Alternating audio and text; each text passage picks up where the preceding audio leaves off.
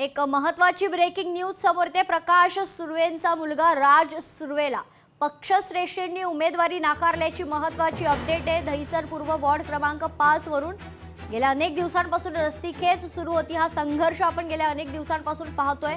मात्र आताची ही अपडेट, प्रकाश सुर्वेंचा मुलगा राज सुर्वेला पक्षश्रेष्ठींनी उमेदवारी नाकारली।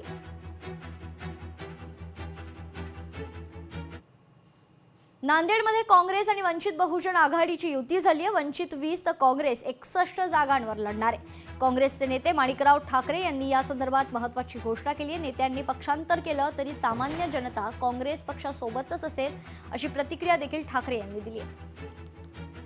दोन्ही नेतृत्वाने, काँग्रेसच्या राज्यस्तरीय नेतृत्वाने आणि डॉक्टर बाळासाहेब आंबेडकरजी यांनी या ठिकाणी आघाडीला मान्यता दिलेली आहे आणि त्या संदर्भामध्ये अविनाशजी सुद्धा या ठिकाणी आहेत। प्रशांतजी थोड्याच वेळापूर्वी वंचित आघाडीचे नेते या ठिकाणी ते फॉर्म भरण्याकरता गेले।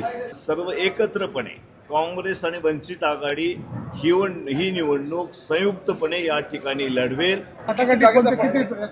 वाटाघाटी झाल्या तर 61 जागा काँग्रेसकडे आणि 20 जागा वंचित आघाडीकडे। लोकशाही मराठी ऐका, पहा, जागरूक रहा।